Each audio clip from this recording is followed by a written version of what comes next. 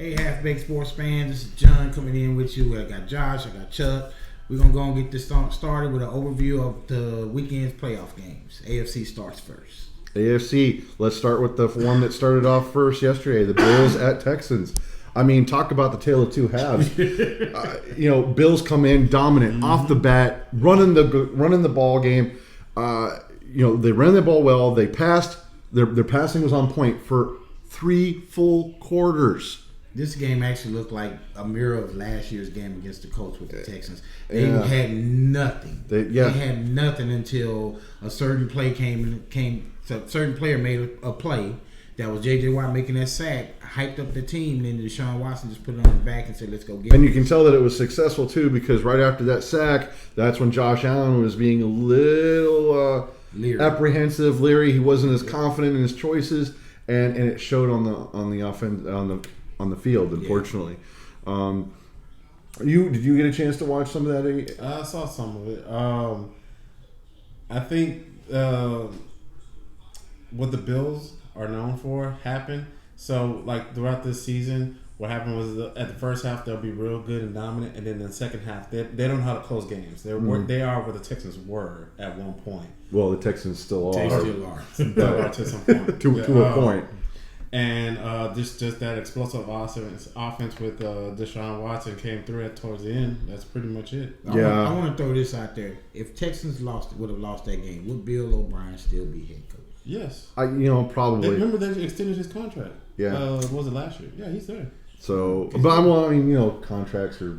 It was moot point for coaches. They'll fire and hire at will. Contracts may not mean too much. My dad's question, of course, during the game is, "Are the Texans worth a damn?" That's a quote, and Dad, I hope you appreciate this one. And the actual question is, it depends on who shows up. Yeah. Because when they show up to play, and they play well, which they have been known to do, they're worth in gold. I mean, they can get the job done. They can play well. They see the plays manifest in front of them. Deshaun Watson, he's a scrambler. He can make plays. The receiving core is improving. Of course, we are missing Fuller. Fuller is definitely missed on that game. So unfortunately, it's the lack of consistency is the Texans' problems, in my opinion. And I'll say this here: what they are missing is that third wide receiver. Yes. The Kuti and Carter, they just not ready for that role. That role. Yeah. And so, unfortunately, it's not a cut yes or no. And another problem that we've already addressed in previous videos is Bill O'Brien's play calling. I mean, talk about flat. And they came out and they were flat for the first half. That's got to be a coaching hit. Bill O'Brien's got to do something to change things up. He's got to go out and get himself an offensive coordinator that's not afraid. He has one right. But see, it's apparent that he is not utilizing, because he's got so much talent on that roster, and we're not seeing it represented in the play calling. That's true. And that's an issue that needs to be addressed. Whether it will be or not is we'll have to see next season. So I think that's pretty much it. All I got on the Texans Bills. The next game was the Patriots and Miami. The Patriots and Tennessee. Tennessee Titans. Now, I literally chose Tennessee to win that game for the simple fact that the Patriots offense had not been playing up to par. But I was a little leery about them going in there because it is Foxborough. Their defense is stout, but the offense had not been there this whole season. So with that being said, for them to lose that game, I call it an upset because they beat them at home. Yep. But I don't feel it was necessarily an upset. I've actually went on the record previously. I said Patriots are tough at home. You can't take this game lightly. I think it's going to be a close game. And I even said I would not be surprised if the Titans pull it off. The reason is, and it showed, Derrick Henry. They fed him the ball, and they did not deter from the running game at all.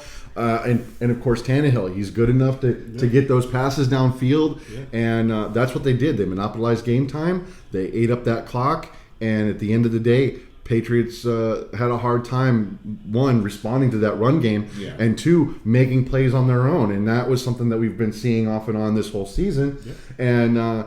And I think that's one of the reasons why you even said that you didn't have them going further in the playoffs. No, I didn't. I knew going into the playoffs because the offense has struggled all year long.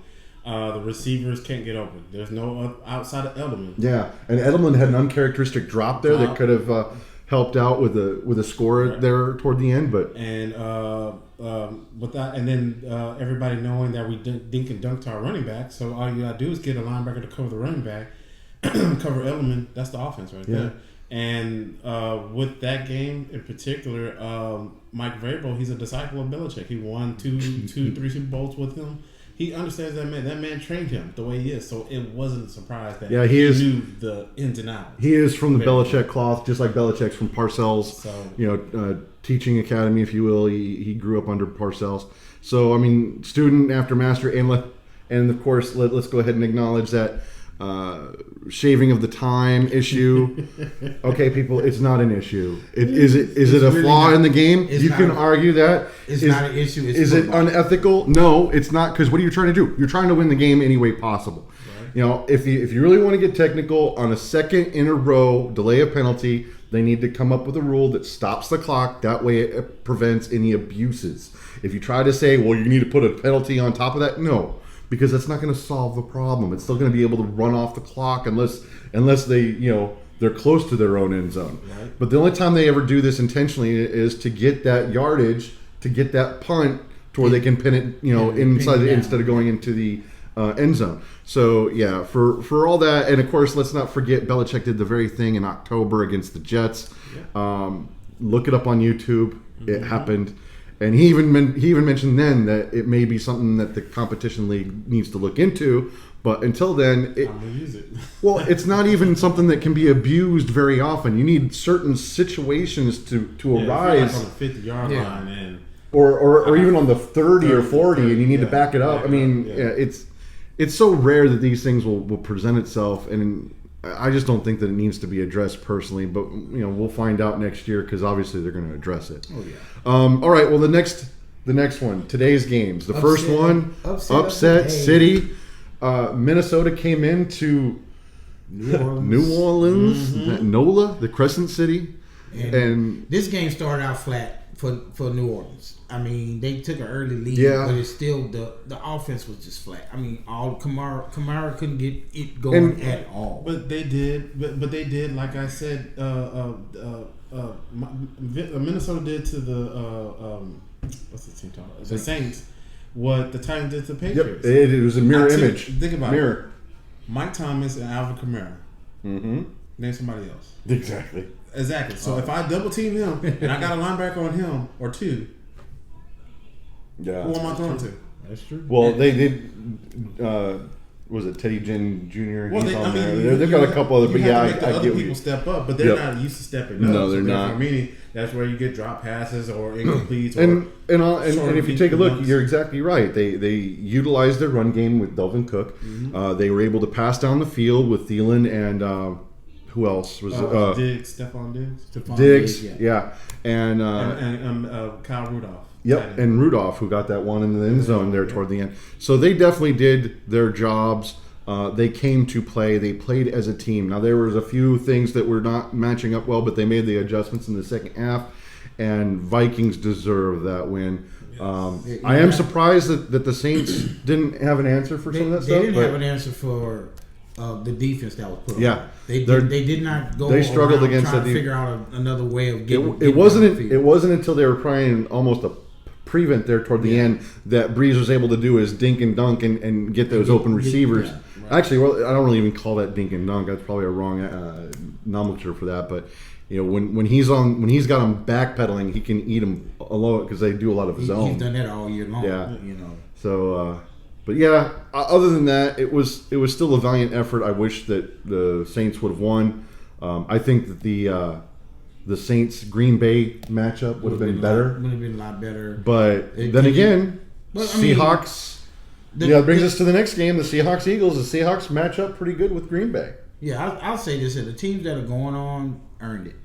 Let's just go and put it out there. So for the Saints not winning, that's on them. Oh yeah. But as far as Seattle and Philadelphia today. Oh yeah, that's the next one. I'm gonna be honest. Fletcher Cox is a monster in that middle. He ran roughshod over that offensive line. Yeah, he did. And for them not to be able to get that win, I think there was some play calls in there that they missed out on. And of course, let's not miss the obvious. Wentz went down again. Yeah. They had to throw in Josh McCown, who's a 17-year veteran backup. Yeah. Not that that's a bad thing, because obviously he can do some stuff. Otherwise he wouldn't be in there for 17 years. Now, granted, they had to get him out of retirement, but still, and he came in and performed. Yeah. So unfortunately, it wasn't enough. I do want to mention that that stupid thing where they decided not to go for the field goal. That changes that next possession. Right. Why would you leave points on the field? I think that is a bad play call on Doug Peterson's. But then they would have been down. They were down 8. Yeah, if they would have done the field goal, then it would have been down 6. Now, you can argue or and say 5. Yeah, they still be down a touchdown. Yeah, but you don't have to go for a 2-point conversion. to get the touchdown. Which what's the latest stat on that? I think that it's still about 25% success rate. It might be 20% nowadays, but you never know. But the thing is, like the play calls on those particular issues I think was their downfall, because they actually played him tough. But they literally played him tough. But the Eagles been doing that since Doug Peterson's been there. That's what he does. Like, hey, you know what? Well, I feel like we can do this. Fourth and 19. I'm gonna go ahead and throw it down the field. Well, and to his credit, it was 4th and 4. I think in that one, So I think it was 4th and 4. They were basically right there inside the 20. Right. But like I said, with 6 minutes though, 6 minutes, that's a lot of time. It wasn't dire.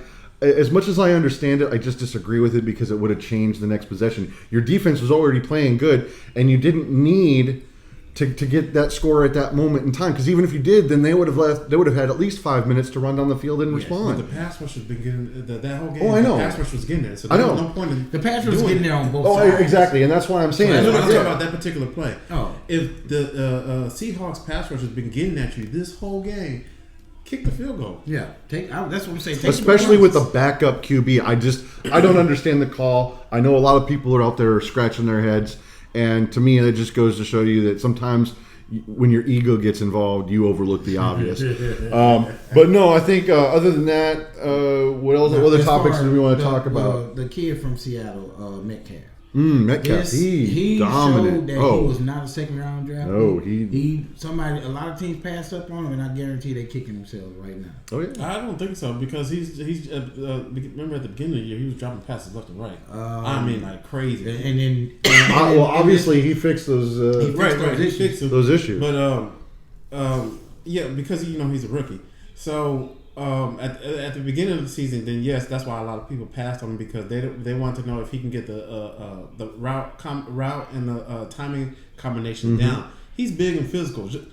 Josh Gordon, a prime example. Yep. You've had big receivers like that don't quite show the route running skills, but yes, because they're big and physical, I'm gonna throw it to you because you're bigger than most of the corners in the league. So you should be able to get up and catch it like a tight end. From what I saw from him today, he was just the dominant player on the field. He was definitely the dominant offensive player. Well, he was the one that definitely saved Seattle a few times. He saved him twice. That touchdown pass as well as that game. Because remember earlier in the season, that play that he cost a touchdown into the end zone, Russell Wilson did that twice with him this year. He dropped him. Yeah, that's true. I do remember that. Well, learn by repetition. All right, so hey, since we have the divisional round kind of going right now, I mean, we know that Seattle's going to Green Bay. We know the Vikings are going to Niners. Do you guys want to give a little bit of a prediction right now, or you want to save that for Tuesday? I can give you one now, and I'll give you one Tuesday because it ain't gonna change. I want to pick Seattle to beat Green Bay. I just don't think they're gonna be able to go up there and do it in Green Bay. I really don't. As far as Frisco and Niners and the Niners and Vikings, the Vikings, I will say the 49ers going to win that game.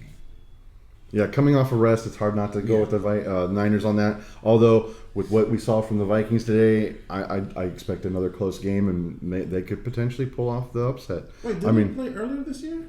I don't know. We'd have to check the schedule. I can't remember if they played any of them. I'm thinking Dallas and Vikings. Oh, okay. It was a Yeah, it was a close game. Dallas Vikings game It was this a year. very That was good game. actually a close game. All right, but you're a Texan fan, right? What do you got on the Texan Chiefs? We beat the Chiefs early this year in Kansas City, but the weather was nice. Mm-hmm. It wasn't cold. The Texans are a dome team. Kansas City is not. Kansas City used to playing in that weather. I think it's going to be a tough game. I'm going to roll with the Texans just because they have already proven that they can beat them this year, and they can beat them well, easily. I'm a firm believer of it's hard to beat the same team twice. So I'm going to lean toward the Chiefs, but for the very reasons that we've seen that you can't write off Deshaun Watson and that crew, but once again the Achilles heel is Bill O'Brien and that play calling and the time management that we've seen. And also if for some miracle Will Fuller's back on the field, then that so if I have to make a prediction right here and now, I'm going to go Chiefs because I trust Mahomes and Andy Reid combo over Deshaun and O'Brien, and that's the only reason. It's going to be a close game. I have a feeling. Texans. The Andy Reid has a stigma or a curse or something about the playoffs, and I trust in that because it's proven. Okay. So, and that dates back to his time with Philly. Yeah. Right? I'll give you that. He didn't even say nothing about the players. He went straight coach. And of course that only leaves. We've already kind of commented on everybody else. That leaves the Titans Ravens. Potential upset, but I gotta give it to the Ravens. It's just I just don't see it. I don't see it. Ravens off of rest. Although both teams run the ball very well, this could be very much a grind out defensive type game. Mm-hmm. But then again, Lamar Jackson, man, Lamar Jackson is the playmaker for them. Baltimore Yeah. Ravens. Whereas the Tennessee Titans, they got the arm string of Tannehill, the guy, Derrick Henry, Derrick Henry running the ball like crazy. The defense, they do have some offensive weapons to pass to. That tight end that looks like that runs like a wide receiver. I'm like, it could go either way, but I'm just gonna give it to Baltimore for the simple fact that they're in Baltimore. I like John Harbaugh, and he went with this kid for a reason. As much as I could see the potential of the upset, I'm going to stick with the Ravens. I don't want to pick the Ravens, but I have to pick the Ravens by default because of everything they've done this season. I see the Titans defense and offense. They're clicking on both. So both of them are clicking very well. They complement one another. They keep their games low scoring. There hasn't been. I don't think there was a 30-plus game for them this whole season. So the defense is keeping you under 30-some points. Yeah. So. And the Ravens won't care because as long as they're running the ball effectively. I can say this here. If the Titans make this kid pass more than 20, 30 times, they might have a chance. They're going to because they're going to have to because, like, even with New England, they shut down the running game and then they did the running game of their own because New England's defense is weak against the run, which I've always said. And Mike Vrabel knows that because when he played for them, their Achilles heel was the run. Yeah. So. And it's been an Achilles heel. Can I ask this question? Has the Ravens have to play from behind? Even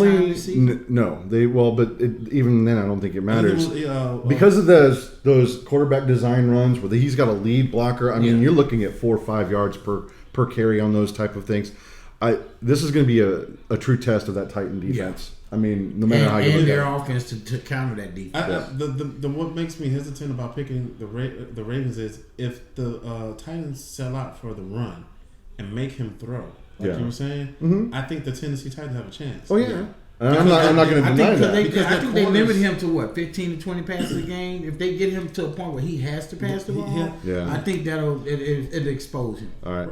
We can definitely break this down a little bit further. So I don't know if we covered it. Seattle at Green Bay. Did we cover that one? No. What do you got? I just can't. Like I said, I can't see Seattle beating Green Bay in Green Bay. But the Green Bay Packers are, as Chuck has pointed out many a time, they are not the same team they used to be. Not nowhere near it. So I'm gonna go out on a limb and just say Seattle. All right, Seattle. And I want to say Seattle. I do. The only problem is they're coming off of a bye. They're playing in the frozen tundra. Seattle is banged up. Is definitely banged up. I'm going to lean toward the Packers. I don't know what the weather's going to bring up there this weekend, but I'm leaning toward the Packers. All right. So other than that, we'll probably be bringing some more of this or a more in-depth breakdown on Tuesday. If everybody can make it, we're holding out to do some more discussions for our friend Kendall to show up And on that, we may even cover some of the coaching changes that have happened. And It's gonna be a lot of them. Ron Rivera ended up in Washington. Was it good? Is it bad? We'll discuss it next time we're here. Anything else before we close out, gentlemen? No, we're good. Cam Newton to the Patriots or Teddy Bridgewater? We'll see. The coaching carousel and the free agencies are going to be coming up soon. So we're gonna definitely check on that and let you guys know what we think and what has transpired. yeah, we will try to keep this going through the off season as best we can. We may even cover some of the XFL, but we want to get this channel growing. Right now, our 12 subscribers is a shout out to you. Thank you for sticking with us this season, and we hope to see it grow. All right. We're out.